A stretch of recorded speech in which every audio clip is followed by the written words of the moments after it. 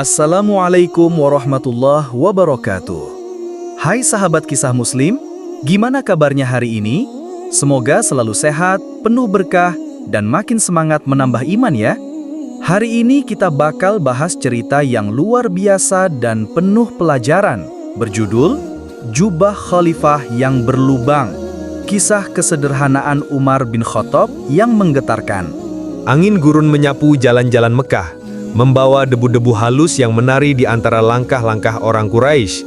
Di tengah hiruk pikuk pasar, suara tawa, dan riuhnya perdagangan, ada satu nama yang membuat banyak orang memilih menepi saat mendengarnya, Umar bin Khattab. Tegap, tinggi, dan bersorban merah, Umar dikenal sebagai pemuda Quraisy yang keras dan tak segan menggunakan pedangnya. Ia punya prinsip kuat, keberanian yang membara, dan lidah yang tajam. Bahkan sebelum masuk Islam, Umar adalah salah satu tokoh yang paling disegani karena ketegasannya. Namun ada satu hal yang tak bisa ia terima, Islam. Muhammad telah memecah belah kami, geramnya suatu malam saat duduk di antara para pemuka Quraisy. Suaranya lantang, wajahnya merah. Ia telah menghinakan Tuhan-Tuhan kita dan membuat anak-anak kita membangkang. Kebencian Umar pada Islam tak lahir karena kurangnya akal, tapi karena rasa takut. Takut kehilangan tradisi, kehilangan kuasa, dan kehilangan kendali atas kaumnya. Ia melihat ajaran Muhammad sebagai ancaman, bukan kebenaran. Suatu hari, dengan langkah cepat dan pedang tergantung di pinggangnya, Umar melangkah menuju satu tujuan, membunuh Nabi Muhammad. Hari ini, aku akhiri semua kekacauan ini, desisnya dalam hati. Namun di tengah perjalanan, seorang laki-laki tua menahannya. Wajahnya pucat, suaranya gemetar. Wahai Umar, engkau hendak kemana dengan pedang itu? Aku hendak membunuh Muhammad. Ia telah memecah belah Quraisy, jawab Umar tanpa ragu. Laki-laki itu menelan ludah, lalu berkata lirih, sebelum engkau membunuh Muhammad, urus dulu keluargamu sendiri. Adikmu, Fatimah, telah memeluk Islam. Langkah Umar terhenti, matanya membelalak, darahnya mendidih. Apa? Fatimah? Anakku dari Bani Adi? Tanpa menunggu, Umar berbalik arah menuju rumah Fatimah dengan napas memburu dan dada membara. Sesampainya di sana, ia mendengar bisikan bacaan dari dalam rumah. Ia mendobrak pintu dan menemukan Fatimah bersama suaminya, Sa'id bin Zaid, sedang membaca sesuatu. Apa yang kalian baca? Bentak Umar. Sa'id mencoba menenangkan, namun Umar langsung memukulnya. Fatimah berusaha melindungi suaminya dan akhirnya menerima tamparan keras dari tangan Umar sendiri. Darah mengalir dari pipinya. Kau boleh memukulku, Umar, tapi aku tak akan meninggalkan Islam. Umar terdiam. Napasnya tersengal. Ia melihat wajah adiknya, berlumur darah tapi penuh keteguhan. Tiba-tiba, hatinya diguncang oleh rasa bersalah yang tak biasa ia rasakan. Tunjukkan padaku, apa yang kalian baca? Tanyanya perlahan. Fatimah ragu. Engkau najis, Umar, kau harus bersuci dulu. Umar mengangguk. Ia keluar, membasuh tubuhnya. Ketika kembali, Fatimah memberinya selembar lembaran dari surah Toha. Dengan tangan gemetar, Umar mulai membaca. Toha, kami tidak menurunkan Al-Quran ini kepadamu agar kamu menjadi susah, tetapi sebagai peringatan bagi orang yang takut kepada Allah. Surah Toha ayat 1-3. Setiap huruf terasa menusuk ke dalam dadanya. Ayat demi ayat menghujam hatinya. Tubuh Umar mulai melemas, matanya berkaca-kaca. Ini bukan kata-kata manusia, gumamnya pelan. Detik itu, hati Umar mulai retak. Cahaya kecil mulai menembus gelapnya dinding keangkuhan dalam jiwanya. Dan dari balik langit, Allah menurunkan hidayahnya kepada seorang pemuda yang dulunya membenci cahaya. Ia bangkit, pedangnya masih tergantung di pinggang. Tapi kini, bukan untuk membunuh, melainkan untuk melindungi. Ia melangkah ke rumah Darul Arkam, tempat Rasulullah dan para sahabat berkumpul. Pintu diketuk, para sahabat ketakutan. Itu Umar, seru seseorang. Hamzah bin Abdul Muthalib berdiri dan berkata, jika ia datang dengan niat jahat, aku yang akan membunuhnya. Namun Rasulullah berkata tenang, bukalah. Ketika pintu dibuka, Umar masuk, menunduk lalu berkata, wahai Rasulullah, aku datang bukan untuk menghunus pedang, tapi untuk bersahadat. Tangis pun pecah, takbir menggema. Hari itu, sinar matahari terasa lebih hangat daripada biasanya. Langit Mekah bersih, seolah menyambut awal dari sebuah perubahan besar dalam sejarah umat manusia. Di dalam rumah Darul Arkam yang sederhana, para sahabat masih terdiam tak percaya. Sosok Umar bin Khattab yang dulu menjadi ancaman besar bagi Islam, kini duduk bersimbuh di hadapan Rasulullah SAW. Asyhadu an la ilaha illallah wa asyhadu anna Muhammadar Rasulullah. Kalimat syahadat itu mengalir dari lisannya, mantap. Suaranya bergetar, bukan karena ragu, tapi karena haru, seolah ada beban besar yang jatuh dari pundaknya. Umar menangis. Untuk pertama kalinya dalam hidupnya, ia merasakan ketenangan yang tak bisa dijelaskan dengan kata-kata. Rasulullah menatapnya lembut. Wahai Umar, sesungguhnya aku melihat kekuatan dalam dirimu. Semoga Allah menjadikan engkau penolong bagi agamanya. Para sahabat mengelilingi Umar. Ada yang menangis, ada yang tersenyum penuh haru. Di antara mereka, Umar merasa seperti bayi yang baru dilahirkan. Hatinya bersih, jiwanya seakan dibasuh oleh cahaya. Namun jalan menuju hidayah bukanlah akhir. Itu adalah permulaan dari perjalanan yang panjang dan penuh ujian. Keesokan harinya, Umar berkata kepada Rasulullah, "Wahai Rasulullah, mengapa kita harus bersembunyi? Bukankah kita di atas kebenaran? Biarkan yang memimpin keluar ke Ka'bah." Dengan semangat membara, Umar dan para sahabat keluar menuju Ka'bah dalam dua barisan. Satu dipimpin Hamzah bin Abdul Muthalib dan satunya lagi oleh Umar bin Khattab. Langkah mereka mantap. Wajah-wajah Quraisy terperanjat melihat Umar di barisan itu. Apakah itu Umar? Bukankah dia hendak membunuh Muhammad? Umar berdiri tegak. Ya, akulah Umar. Dan hari ini aku bersujud kepada Tuhan Muhammad. Keberaniannya membuat Islam keluar dari persembunyian. Kaum Quraisy geram, tapi tak satu pun berani menyentuhnya. Mereka tahu Umar bukan pria sembarangan. Ia tak lagi membawa pedang untuk menakut-nakuti, melainkan membawa cahaya keimanan yang membakar kedoliman. Hari demi hari, Umar mulai belajar Islam lebih dalam. Ia banyak bertanya kepada Rasulullah, mendengarkan wahyu, dan memahami makna dari setiap ayat. Wahai Rasulullah, bagaimana aku bisa menebus kesalahan di masa lalu? Aku telah menyakiti banyak orang, termasuk kaum muslimin. Rasulullah tersenyum dan mengutip firman Allah. Sesungguhnya kebaikan-kebaikan itu menghapuskan keburukan-keburukan. Surah Hud surah ayat 114. Umar mengangguk. Ia mulai memperbanyak amal. Ia bantu para janda. Ia lindungi orang miskin. Ia berusaha menjadi pengganti kebaikan atas luka yang dulu ia sebabkan. Tapi lebih dari itu, ia mulai menundukkan diri kepada Allah. Ia yang dulu tinggi hati, kini menjadi pribadi yang selalu menunduk dalam doa dan sujud panjang. Suatu malam, Umar duduk sendirian. Matanya menatap langit penuh bintang. Dalam hatinya ada kegundahan. Ya Allah, apakah Engkau benar-benar telah menerimaku?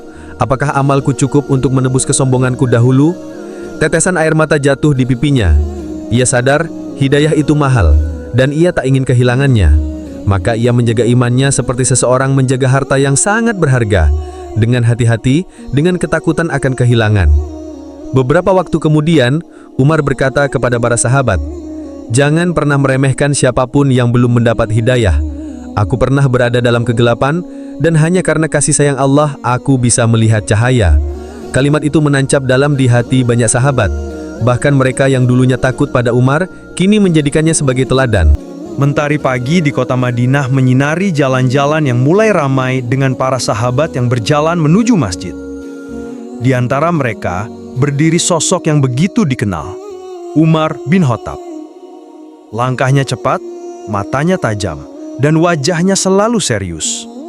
Tapi di balik ketegasan itu, hati Umar lembut, penuh cinta pada Allah dan Rasul-Nya. Sejak keislamannya, Umar menjelma menjadi benteng kokoh bagi umat Islam. Ia dikenal sebagai orang yang tak pernah ragu membela kebenaran. Jika ada kezaliman, Umar yang pertama berdiri. Jika ada kebingungan, Umar yang paling vokal bertanya. Suatu hari, Rasulullah bersabda di hadapan para sahabat, "Sesungguhnya aku melihat setan lari terbirit-birit dari jalan yang dilalui Umar." Para sahabat menatap Umar dengan mata penuh takjub. Tapi Umar hanya menunduk, matanya berkaca. "Apakah aku begitu ya Rasulullah?" tanyanya pelan. Rasulullah SAW mengangguk dan tersenyum. Karena dalam hatimu ada kebenaran yang tak disukai setan? Keberanian Umar tidak datang dari fisik yang kuat semata, tapi dari keyakinan yang teguh. Ia berpegang pada kebenaran seolah memegang bara api, tak pernah dilepaskan meski panas dan menyakitkan. Ia sering berkata, "Aku tidak peduli apakah malam panjang atau siang menyengat, selama aku tahu aku di jalan Allah." Namun, keberanian itu tak jarang membuat orang takut.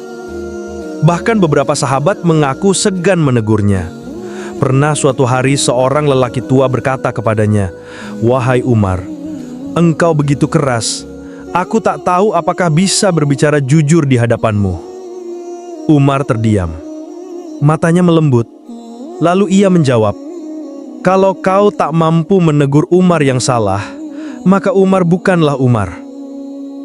Suatu malam, Umar berjalan seorang diri, memeriksa keadaan umat. Ia melihat seorang lelaki tua Yahudi yang rentah, duduk di pinggir jalan sambil menggenggam mangkuk kosong. Umar mendekat. "Kenapa engkau di sini, wahai bapak tua?"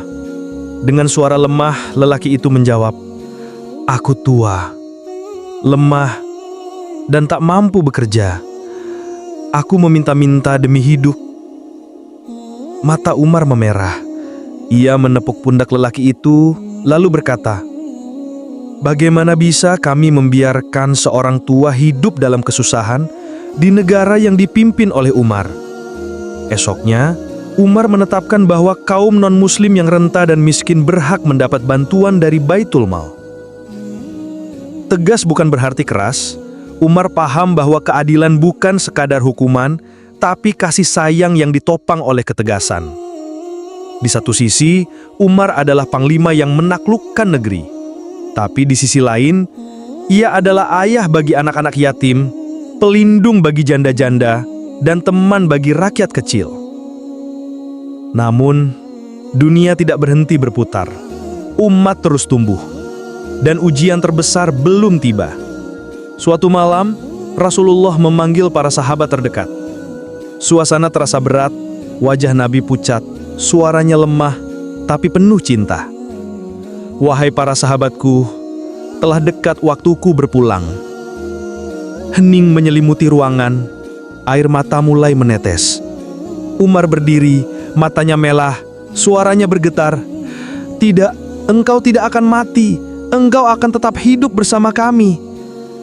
Tapi Abu Bakar menenangkan, "Wahai Umar, sesungguhnya Muhammad hanyalah Rasul, dan semua Rasul telah wafat." Setelah Rasulullah wafat, dunia Umar seakan runtuh. Ia menangis sejadi-jadinya.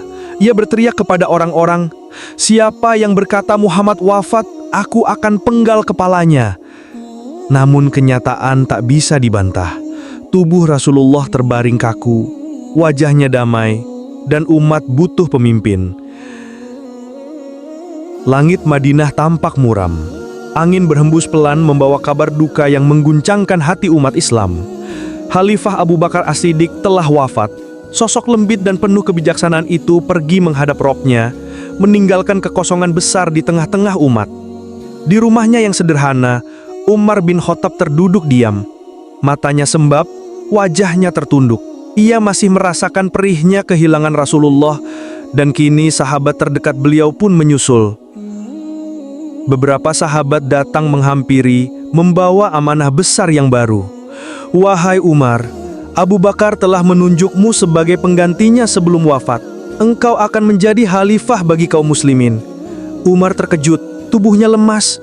Ia menggeleng pelan, "Tidak, aku tidak sanggup." "Wahai Umar," salah satu sahabat menenangkan, "engkau adalah yang paling tegas, paling adil, dan paling dicintai Rasulullah setelah Abu Bakar. Umat ini membutuhkanmu." Umar menunduk, lalu menangis. Tangisnya bukan karena gembira atau bangga, melainkan karena takut. Ia tahu bahwa jabatan adalah ujian, bukan kemuliaan. "Demi Allah, andai aku bisa selamat dari kepemimpinan ini tanpa membawa dosa, itu sudah cukup bagiku," lirihnya. Hari itu, Umar berdiri di mimbar Masjid Nabawi. Wajah-wajah umat menatapnya penuh harap, tapi Umar menatap mereka dengan mata yang berat. "Wahai manusia, aku bukan yang terbaik di antara kalian. Jika aku benar, bantulah aku. Jika aku salah, luruskan aku. Kebenaran adalah amanah dan kebohongan adalah pengkhianatan." Masjid hening. Kalimat itu menembus hati hadirin. Tidak akan ada yang lebih mulia di hadapanku karena harta atau keturunan. Yang paling bertakwa itulah yang paling aku hormati. Aku akan bersama kalian dalam sholat dan jihad, dalam susah dan senang. Hari-hari awal kekhalifahan Umar bukanlah masa tenang. Perselisihan suku, persoalan administrasi, dan peninggalan wilayah baru hasil ekspansi Islam semuanya datang menumpuk. Umar harus belajar cepat. Ia tidak mewarisi kekayaan atau kemewahan, tetapi masalah dan tanggung jawab yang sangat besar. Malam-malamnya Nakel lagi sunyi, ia tidur sejenak, lalu bangun menulis keputusan, mendatangi rakyat atau bermunajat. Pernah suatu malam, seorang sahabat menemuinya dan mendapati Umar tengah duduk di bawah lampu kecil, menulis dokumen kenegaraan dengan tangan sendiri. "Wahai Amirul Mukminin, tidakkah engkau istirahat?" Umar menatapnya lelah, lalu berkata, "Jika aku tidur di malam hari, aku lalai terhadap Robku. Jika aku tidur di siang hari, aku lalai terhadap rakyatku. Maka kapan aku tidur?" Di awal pemerintahannya, Umar menolak tinggal di istana. Ia memilih rumah kecil dari tanah liat. Pakaiannya sederhana, makanannya biasa saja. Saat rombongan utusan dari luar datang, mereka tercengang melihat pemimpin Islam mengenakan jubah dengan tambalan. "Apakah ini benar Amirul Mukminin?" tanya mereka heran. "Aku lebih takut pada hisab Allah daripada pandangan manusia," jawab Umar. Ia sadar setiap dinar dari Baitul Mal bukanlah miliknya. Ia menolak gaji berlebihan. Ia melarang keluarganya menerima keistimewaan. Kepemimpinan baginya adalah beban, bukan posisi terhormat. Namun di balik ketegasannya, Umar sering menangis saat sendiri. Ia takut tidak mampu memimpin dengan adil. Ia takut tertipu oleh kekuasaan. Ia takut kelak berdiri di hadapan Allah dengan tangan kosong. "Wahai jiwa, jangan kau tertipu oleh pujian manusia," gumamnya suatu malam. Hari itu, Masjid Madinah penuh sesak. Umat berkumpul menantikan khutbah dari sosok yang telah menjadi cahaya bagi negeri, Amirul Mukminin Umar bin Khattab. Matahari menyinari pelataran masjid, membuat bayang-bayang para jamaah memanjang di atas tanah. Pintu masjid terbuka, Umar masuk perlahan. Tidak ada pengawal megah, tidak ada pakaian kebesaran. Yang tampak hanyalah seorang lelaki bertubuh tegap, berjanggut putih, dan mengenakan jubah lusuh yang terlihat sangat sederhana. Bahkan dari kejauhan, beberapa anak-anak kecil berbisik melihat jubah itu. "Lihat, jubahnya berlubang, bahkan ada tambalan di sisi kanannya." Beberapa orang dewasa pun mulai saling menatap. Mereka berbisik dengan bingung. "Mengapa pemimpin kita berpakaian seperti itu? Bukankah ia bisa mengenakan pakaian terbaik dari Baitul Mal?" Umar menaiki mimbar. Ia duduk sebentar, lalu berdiri. Suasana hening. Semua mata tertuju padanya. Ada keheningan yang lebih dalam dari biasanya, bukan karena kalimat yang ia ucapkan, tapi karena penampilan sederhananya yang membuat hati bertanya. Umar memandang jamaah satu persatu, lalu ia berkata, "Aku tahu, sebagian dari kalian bertanya-tanya mengapa jubah ini tampak lusuh, mengapa ada tambalan, dan mengapa Amirul Mukminin tak mengenakan pakaian yang lebih pantas di hadapan kalian." Ia menarik nafas dalam. "Ketahuilah, jubah ini aku tambal sendiri, karena aku malu mengambil dari Baitul Mal hanya untuk mengganti pakaian yang masih bisa digunakan." Hening. Tak ada satupun yang berani menundukkan kepala. Kalimat itu menghantam ke dalam dada. Umar melanjutkan, "Baitul Mal bukan milikku. Ia adalah hak umat. Ia adalah amanah, dan aku takut di hari penghisapan nanti Allah bertanya kepadaku, 'Wahai Umar, mengapa engkau mengambil bagian dari harta umat untuk dirimu sendiri?'" Air mata mulai menggenang di mata beberapa orang. Seorang lelaki muda berdiri, suaranya bergetar. "Tapi, wahai Umar, engkau pemimpin kami. Engkau layak mengenakan pakaian terbaik." Umar tersenyum. sebuah senyuman yang lebih mirip luka lama yang dipeluk sabar. Kalau aku memuliakan diriku dengan pakaian, lalu siapa yang akan memuliakan orang miskin yang tak punya jubah lain selain yang berlubang seperti ini? Jika aku hidup mewah, lalu bagaimana aku bisa merasakan lapar yang mereka rasakan? Namun, di balik kekaguman umat, ada bisikan yang mulai tumbuh. Di sudut kota, beberapa tokoh Quraisy yang dahulu menikmati masa kemewahan merasa tak nyaman dengan gaya kepemimpinan Umar. Terlalu keras, terlalu sederhana, seolah ingin mempermalukan kita semua, desis salah seorang di antara mereka. Ia menolak hadiah kami.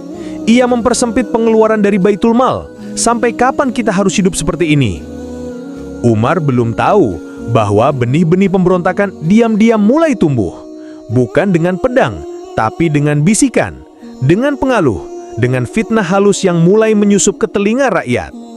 Malam itu, Umar duduk sendirian. Jubah tambalan itu masih ia kenakan. Ia memandangnya sejenak, lalu berkata pada dirinya sendiri, "Wahai Umar, jubah ini akan menjadi saksi nanti. Apakah engkau memimpin karena cinta kepada Allah atau karena cinta kepada dunia?" Matahari Madinah mulai condong ke barat. Di lorong sempit antara rumah-rumah sederhana, suara anak-anak mengaji terdengar dari kejauhan.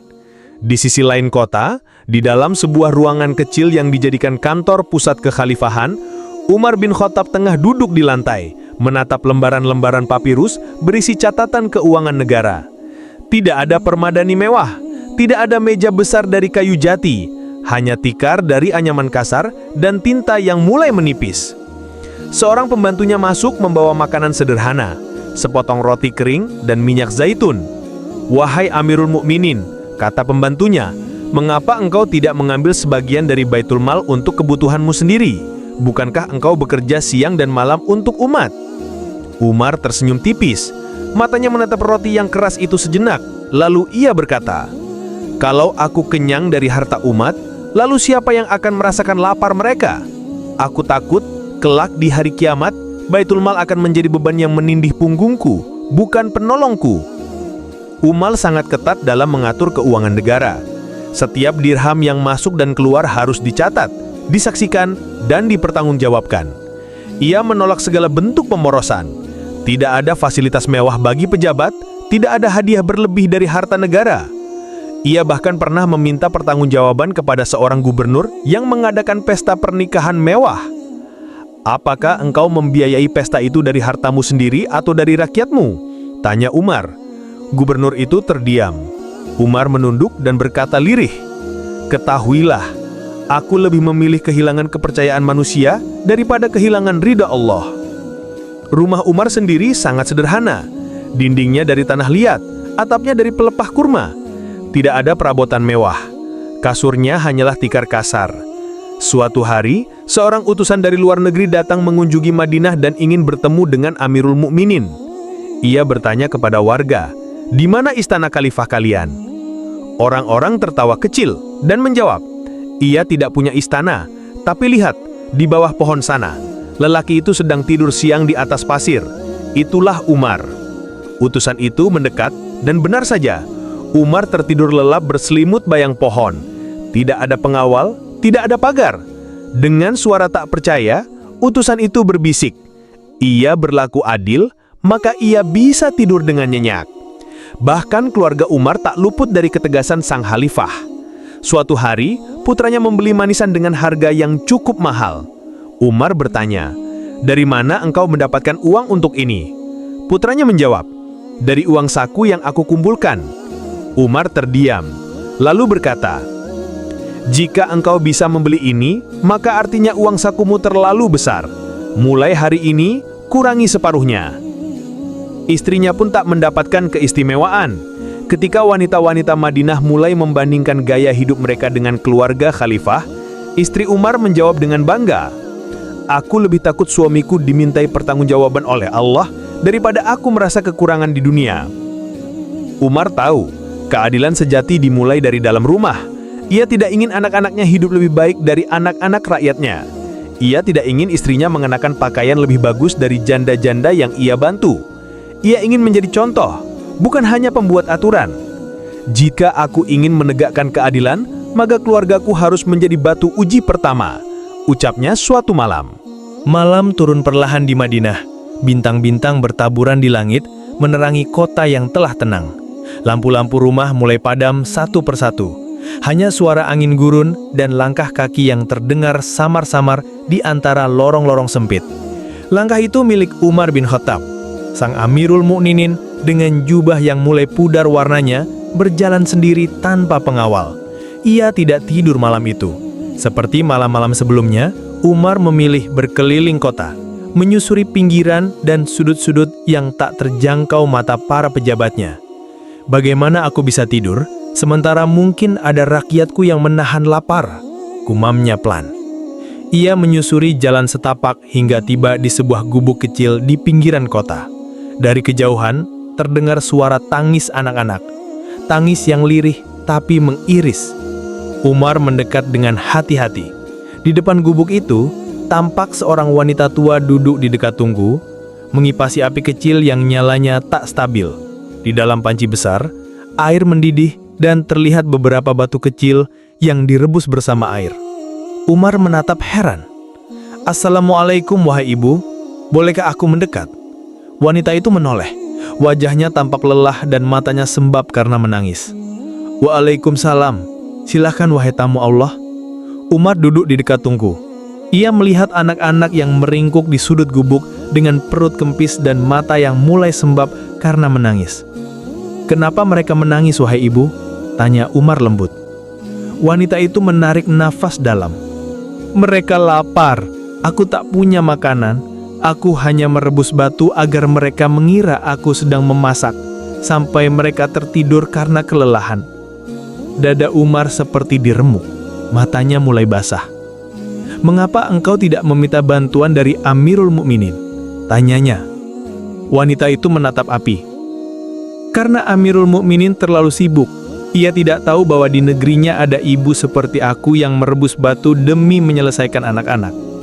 Umar terdiam. Tangannya mengepal, air matanya jatuh. Tanpa berkata sepatah kata pun, ia bangkit dan berlari menuju Baitul Mal. Di sana, ia mengambil sekarung gandum, sebotol minak, dan sedikit daging kering. Pelayan yang melihatnya berkata, "Wahai Amirul Mukminin, biar aku yang membawanya untukmu." Umar menggeleng cepat. "Tidak, biarkan aku yang membawanya. Akankah engkau memikul dosaku di akhirat nanti?" Dengan punggungnya sendiri, Umar memikul karung itu dan kembali ke gubuk wanita tua tadi. Ia menyalakan api, menuangkan gandum, mencampur minak, dan mulai memasak. Anak-anak perlahan mendekat, mencium aroma masakan. Mereka duduk mengelilingi Umar tanpa tahu siapa lelaki tua itu. Mereka hanya tahu ada seseorang yang memasakkan mereka makanan malam ini. Setelah makanan matang, Umar menyendokkan makanan ke tangan anak-anak itu. Mereka makan dengan lahap, dan beberapa dari mereka tersenyum kecil, lalu tertidur di pangkuan ibu mereka. Wanita itu menatap Umar. "Engkau baik sekali. Siapa namamu wahai saudaraku?" Umar menunduk, lalu menjawab, "Aku adalah pelayan bagi umat Muhammad." Ia lalu pergi dengan hati yang masih remuk, tapi wajahnya tenang. Malam itu ia menangis dalam doanya. "Ya Allah, jangan engkau hisap aku karena lalai. Jangan engkau azab aku karena tak mampu melihat penderitaan mereka lebih awal." Namun di kejauhan, dari balik jendela rumah mewah di pusat kota Madinah, sekelompok elit Quraisy melihat gerak-gerik Umar. "Dia bahkan memikul karung sendiri?" ujar salah satu dari mereka sinis.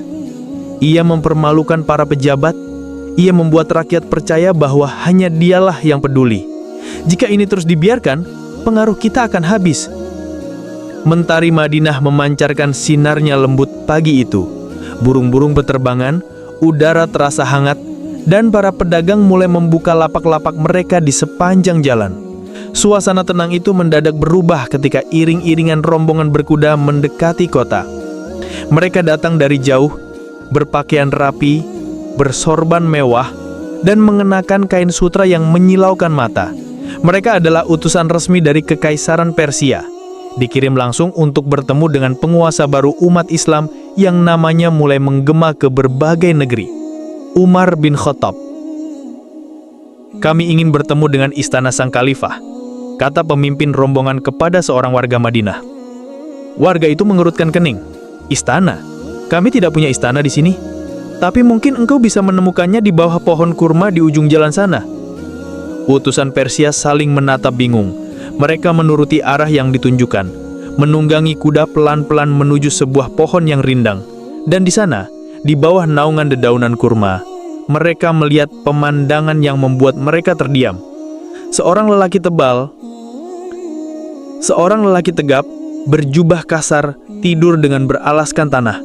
Wajahnya tenang, tak ada penjaga, tak ada pelayan, hanya debu dan ketenangan. Siapa dia? Bisik salah satu dari mereka. Itulah Umar bin Khattab, jawab warga yang ikut mengantar, lirih. Salah satu utusan Persia mendekat perlahan. Wajahnya yang tadinya angkuh, kini mulai diliputi rasa takjub. Ia melihat wajah Umar yang damai, nafasnya yang tenang, seolah dunia tak punya beban yang harus ia pikirkan. Tak lama kemudian, Umar terbangun. Ia mengusap matanya dan duduk pelan. Melihat rombongan di hadapannya, ia berdiri tanpa tergesa-gesa. "Assalamualaikum," sapanya. "Waalaikumsalam," jawab utusan Persia masih terkejut. Umar tersenyum. "Apa yang membawa kalian ke Madinah?" "Kami diutus kerajaan kami untuk melihat langsung kepemimpinan yang katanya menggetarkan dunia." Tapi, utusan itu menatap Umar dengan mata berkaca. "Kami tak menyangka akan menemukanmu tidur di atas tanah seperti ini." Umar tersenyum. "Aku tidur di atas tanah karena aku berasal dari tanah, dan aku akan kembali ke tanah. Tak ada alasan untuk meninggikan diri di dunia yang sementara."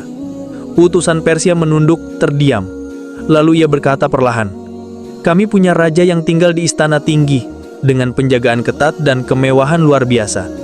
Tapi ia tidak pernah tidur dengan tenang, dan engkau tidur di bawah pohon dengan damai." Umar menatap langit sebentar, lalu berkata, "Karena ia takut pada rakyatnya, sementara aku takut kepada Allah. Ia menjaga kekuasaannya dengan dinding, aku menjaga dengan keadilan." "Keadilan," gumam salah satu utusan terenyuh. Umar lalu mengajak mereka ke masjid, bukan ke istana. Di sana, ia duduk di antara rakyat, tanpa alas khusus, tanpa jarat. Ia berkata kepada utusan Persia, "Kita bukan kaum yang dibesarkan oleh kekayaan. Kita dibesarkan oleh iman. Kita tidak bangga dengan jumlah pasukan, tapi kita bangga jika satu orang di antara kita bisa berlaku jujur dan adil." Hari itu, utusan Persia pulang dengan hati yang berubah. Mereka membawa pesan bukan tentang kekuatan militer atau strategi ekonomi, tapi tentang satu hal yang lebih kuat dari segalanya, yaitu keadilan. Salah seorang dari mereka menulis dalam catatannya, "Kami datang mencari pemimpin, kami temukan hamba. Kami mencari raja, kami temukan pelayan. Tapi justru dari situlah kami belajar bahwa kekuasaan sejati tidak tinggal di istana, tapi di hati yang takut kepada Tuhan." Madinah tetap damai dalam pandangan mata. Pasar-pasar hidup, masjid ramai oleh penghafal Quran, dan keadilan ditegakkan dari mimbar hingga jalanan. Namun di balik dinding-dinding batu, di ruang-ruang yang tertutup, angin fitnah mulai berembus perlahan. Umar bin Khattab, sang khalifah yang dikenal keras, jujur, dan zuhud, mulai menjadi pembicaraan diam-diam di antara sebagian pejabat dan tokoh-tokoh lama Quraisy. Ia terlalu tegas, terlalu banyak aturan, membuat kita serasa budak dalam negeri sendiri. Tidak ada celah untuk mengambil sedikit keuntungan. Semua harus dicatat, disaksikan, dan dipertanggungjawabkan. Bagaimana kita bisa bertahan jika setiap langkah diawasi? Kalimat-kalimat itu berbisik pelan, tapi tumbuh seperti api kecil di dalam sekam. Beberapa tokoh mulai menyusun siasat, bukan pemberontakan terang-terangan, tapi fitnah yang dibungkus senyuman. Sebagian menyebarkan kabar bahwa Umar terlalu kasar, tidak bijaksana, bahkan tidak cocok memimpin dunia Islam yang mulai membesar. Suatu hari, seorang pejabat negeri Syam datang ke Madinah. Ia bertemu beberapa sahabat senior dan menyampaikan keluhannya. "Kami takut rakyat membenci kekhalifahan karena kerasnya Umar. Umar bukan hanya pemimpin perang, ia juga harus menjadi pemimpin hati." Kata yang lain, pura-pura bijak. Namun mereka lupa bahwa Umar bukan hanya tegas dalam hukum, tapi juga peka dalam firasat. Suatu malam, ia memanggil beberapa sahabat terpercaya dan berkata, "Aku merasakan ada suara-suara yang ingin melemahkan kepercayaan umat. Mereka tidak menyerangku dengan pedang, tapi dengan bisikan." Salah satu sahabat bertanya, "Apa yang akan engkau lakukan, wahai Umar?" Umar menunduk, lalu berkata lirih, "Aku tidak akan membungkam mereka dengan kekuasaan. Aku hanya akan menjawab dengan akhlak dan pelayanan. Biarkan rakyat yang menilai." Namun fitnah itu lambat laun mulai mempengaruhi sebagian umat. Beberapa warga Madinah mulai mempertanyakan kebijakan Umar. Mengapa pajak dipertegas? Mengapa bantuan tidak diberikan seperti dulu? Apakah Umar tidak tahu zaman sudah berubah? Di balik ini semua, orang-orang yang menyebarkan kabar burung tersenyum. Mereka tidak menyerang dari depan, tapi dari belakang tirai. Suatu hari, Umar berdiri di atas mimbar. Wajahnya tegas, tapi matanya redup. Ia tahu, sebagian hati telah mulai terpengaruh.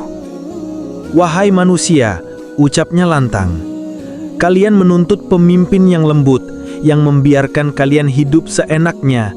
Tapi aku memilih menjadi pemimpin yang kalian benci di dunia, asalkan aku tidak berdiri di hadapan Allah dalam keadaan kalian semua binasa." Suasana masjid hening. Umar mengangkat kedua tangannya. "Aku bersumpah, aku tidak pernah mengambil dari kalian 1 dirham pun, kecuali untuk kalian. Dan jika aku berlaku keras, itu karena api neraka lebih keras." Beberapa mata mulai berkaca-kaca. Orang-orang yang dulu ragu mulai menunduk malu. Tapi bisikan fitnah tetap belum padam. Beberapa tokoh masih belum puas. Mereka tahu hanya waktu yang bisa menjatuhkan sosok seperti Umar. Dan mereka menunggu, dalam diam, dalam rencana. Langit Madinah terasa kelabu meski tak ada awan. Di balik kedamaian yang tampak, ada riak-riak kecil yang mulai mengganggu keyakinan umat. Kabar itu menyebar seperti asap. Umar terlalu pelit. Ia menolak memberi bantuan yang dulu mudah diberikan. Di pasar, orang-orang mulai berbisik, "Dulu kami bisa dapat bantuan pangan tiap bulan. Sekarang, hanya daftar panjang dan pengawasan ketat." Khalifah itu terlalu curiga. Apakah kami semua dianggap pencuri? Sebagian rakyat mulai ragu. Umar yang mereka kenal pemurah dan adil, kini tampak jauh dan kaku. Tapi tak banyak yang tahu bahwa di balik itu, Umar tengah menjalani ujian besar dalam hidupnya sebagai pemimpin. Suatu malam, Umar duduk bersama seorang sahabat terpercayanya, Aslam. "Aslam," kata Umar pelan, "aku mendengar banyak suara yang menyalahkanku. Tapi aku tidak peduli pada tuduhan mereka.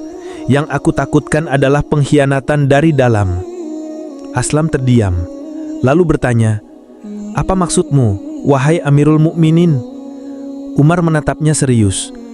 "Aku mencium ada kebocoran.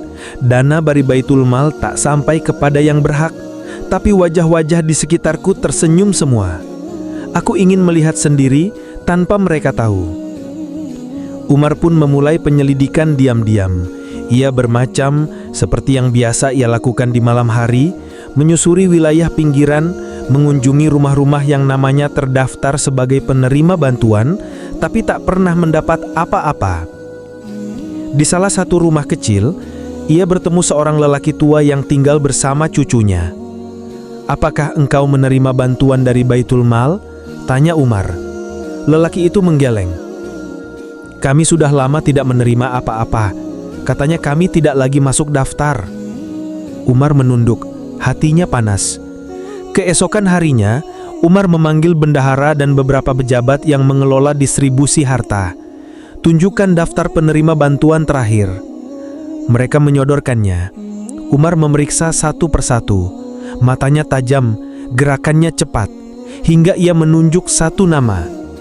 "Orang ini, aku tahu ia tinggal di rumah besar, pelayan 12. Mengapa ia menerima bantuan, sementara lelaki tua semalam kelaparan?" Pejabat itu terdiam. "Dan yang ini," lanjut Umar, "adalah sepupumu. Yang ini iparmu, yang ini teman saudaramu. Adakah daftar ini dibuat karena kasih sayang kepada umat atau kepada kantong sendiri? Suasana ruangan memanas. Umar berdiri, wajahnya merah padam. Aku tidak segan mencabut jabatan dari siapapun yang berkhianat. Jangan kalian kira karena aku berpakaian tampalan, maka aku tidak bisa menindak keras. Umar lalu memerintahkan audit besar-besaran. Ia menyusun ulang sistem pencatatan, menambah pengawasan, dan mengganti beberapa pejabat yang terbukti menyelewengkan harta. Beberapa dari mereka menangis, memohon maaf. Tapi Umar tak goyah. Kalian menodai amanah. Harta ini bukan milik kalian. Ia adalah milik anak yatim yang lapar, milik janda yang menangis, milik kaum duafa yang tak bersuara. Jika aku biarkan, maka akulah yang paling layak mendapat murka Allah. Perlahan, kepercayaan rakyat kembali. Mereka melihat Umar tidak berubah, hanya lebih waspada. Ia bukan menolak memberi, tapi ia sedang membersihkan tangan-tangan kotor yang mencuri di balik nama keadilan. Dan mereka pun sadar bahwa menjadi adil bukan hanya soal memberi, tapi memastikan yang menerima adalah yang benar-benar berhak. Fajar perlahan menyapu langit Madinah. Udara masih dingin. Masjid Nabawi sudah dipenuhi barisan kaum muslimin yang berdiri rapi. Di barisan paling depan, seperti biasa, berdiri seorang lelaki bertubuh tegap, wajahnya tenang dan suaranya mantap. Umar bin Khattab. Allahu Akbar. Takbir itu menggema di antara dinding-dinding masjid. Semua menunduk khusyuk. Namun dari sisi lain, ada seseorang yang membawa dendam. Seorang budak Majusi bernama Abu Lu'lu'ah berjalan pelan ke arah barisan depan. Di balik bajunya tersembunyi sebilah pisau bermata dua. Saat Umar sujud di rakaat kedua, tragedi itu terjadi.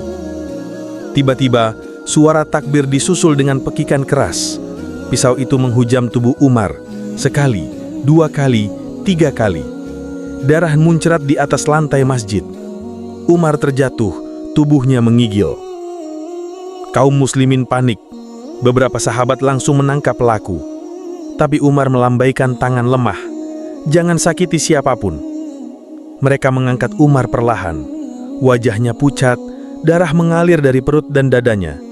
Namun lisannya masih menyebut nama Allah. Allahu Akbar. La ilaha illallah. Di dalam rumahnya, Umar terbaring lemah. Anak-anaknya menangis. Para sahabat bergantian menjenguk. Tapi Umar tak berbicara tentang luka atau sakit. Sudahkah makanan sampai pada kaum miskin hari ini? Tanyanya pelan. Wahai ayah, jawab putranya. Engkau terluka parah, istirahatlah. Umar tersenyum tipis. Bagaimana aku bisa istirahat sementara aku belum tahu siapa yang akan melanjutkan amanah ini? Ia memanggil sahabat-sahabat utama. Suaranya lemah tapi tegas. Pilihlah dari 6 orang yang telah dijanjikan surga. Biarkan umat memilih dari mereka. Jangan ada paksaan, jangan ada darah. Air mata menetes dari pipi para sahabat. Umar, bahkan di ujung maut, masih memikirkan umat, bukan dirinya. Jangan biarkan umat ini terpecah setelahku. Jangan biarkan kekuasaan merusak ukhuwah. Saat malam tiba, luka Umar semakin parah. Nafasnya tersengal. Namun ia tetap meminta ditemani mushaf. Ia ingin mendengar ayat-ayat Allah dibacakan. Bacakan padaku ayat tentang surga, tentang pertemuan dengan Rasulullah. Salah seorang sahabat membaca, Wahai jiwa yang tenang, kembalilah kepada Tuhanmu dengan hati yang ridho dan diridhoi. Maka masuklah ke dalam golongan hamba-hambaku dan masuklah ke dalam surgaku. Qs Al-Fajr ayat 27-30. Tetesan air mata jatuh di pipi Umar. Ia tersenyum lalu berkata, Jika ini akhirku, aku harap Allah menerimaku dengan wajah bersih. Aku tidak ingin masuk surga dengan membawa jabatan, tapi dengan membawa pengabdian. Di luar rumah, umat berkumpul. Mereka berdoa, mereka menangis. Anak-anak menyebut nama Umar. Wanita-wanita mengangkat tangan ke langit. Ya Allah, jangan ambil pemimpin kami. Tapi ajal tidak bisa dihalangi oleh tangisan. Fajar berikutnya belum muncul, dan Umar telah menghembuskan nafas terakhirnya. Waktu berlalu, Madinah kembali tenang, tapi hatinya belum sembuh.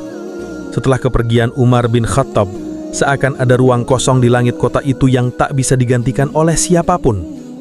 Bayangan Umar tetap terasa di setiap lorong, di setiap doa yang lirih, di setiap keputusan yang adil. Di sudut rumah yang sederhana, jubah berlubang itu tergantung diam. Warnanya mulai pudar. Tambalan di sisi kanan masih jelas terlihat. Bekas jahitan kasar tetap bertahan. Bukan sekedar kain, tapi warisan. Bukan hanya simbol, tapi saksi bisu dari kehidupan seorang pemimpin yang hidup bukan untuk dirinya sendiri. Anak-anak Umar sering memandangi jubah itu. Ayah kita pernah tidur di atas tanah dengan jubah ini, berjalan ke rumah-rumah miskin dengan jubah ini, bahkan naik mimbar saat memberi keputusan besar dengan jubah ini. Salah satu putranya, Abdullah bin Umar, pernah berkata, "Demi Allah, aku lebih bangga pada tambalan jubah ayahku daripada baju sutra raja manapun. Karena di balik tambalan itu ada hati yang takut pada Allah." Rakyat pun tak pernah melupakan Umar. Seorang wanita tua berkata sambil meneteskan air mata, "Ia pernah datang ke rumahku membawa gandum sendiri. Aku kira ia pelayan, ternyata ia pemimpinku." Anak-anak kecil meniru caranya berjalan. Para pemuda menghafal nasihat-nasihatnya. Para ibu menyebut namanya saat mendoakan anak-anak mereka agar tumbuh seperti Umar. Ya Allah, jadikan anakku seadil Umar, sehamba Umar, dan seberani Umar. Jubah berlubang itu tak pernah dicuci dari darah perjuangan dan peluh amanah. Keluarganya sengaja menyimpannya apa adanya. Bahkan ketika seorang sahabat menawarkan untuk menjahit dan memperbaikinya, keluarga Umar menolak. Biarkan jubah itu apa adanya, karena kita tidak sedang menjaga kain, tapi menjaga ingatan umat. Bertahun-tahun kemudian, setiap kali pemimpin baru diangkat, rakyat selalu bertanya, apakah ia akan hidup seperti Umar? Apakah ia akan memikul gandum sendiri seperti Umar? Apakah ia akan menangis di malam hari karena takut salah seperti Umar? Jubah berlubang itu tetap tergantung, tak pernah berpindah tempat. Setiap kali seseorang hendak menyalahgunakan kekuasaan, jubah itu seperti bersuara tanpa kata, mengingatkan, menegur, dan memberi peringatan bahwa kekuasaan bukan untuk disanjung, tapi untuk melayani. Suatu hari seorang khalifah muda dari generasi berikutnya mengunjungi rumah keluarga Umar. Ia melihat jubah itu dan menunduk, matanya berkaca-kaca. Aku punya istana, aku punya penjaga, aku punya pakaian indah, tapi aku tak punya ketenangan seperti Umar. Ia memegang ujung jubah itu lalu berkata, "Wahai Umar, engkau telah wafat, tapi engkau masih mengajariku. Engkau tak berkhutbah lagi, tapi jubahmu masih berceramah." Warisan sejati bukanlah harta atau gelar, tapi keteladanan. Umar bin Khattab telah pergi, tapi jubahnya yang berlubang tetap mengguncang hati banyak orang. Bukan karena nilai kainnya, tapi karena makna hidup yang terkandung di dalamnya. Kita hidup di zaman yang mengagungkan penampilan, tapi Umar mengajarkan bahwa kekuatan ada pada nilai, bukan pada kilauan. Dunia bisa ditaklukkan, bukan dengan pasukan besar, tapi dengan keadilan yang tulus dan kepemimpinan yang amanah. Dan jika engkau ingin mengubah dunia, mulailah dengan mengenakan jubah yang benar, bukan di tubuh, tapi di hati. Jubah kesederhanaan, jubah ketakwaan, dan jubah yang mengingatkanmu bahwa segala yang kau pegang sekarang hanyalah titipan dan akan ditanya oleh Tuhan kelak. Umar telah pergi, tapi semangatnya tinggal, bersama jubahnya yang tetap tergantung, dan warisan tak terlupakan yang terus menyala di hati umat hingga akhir zaman.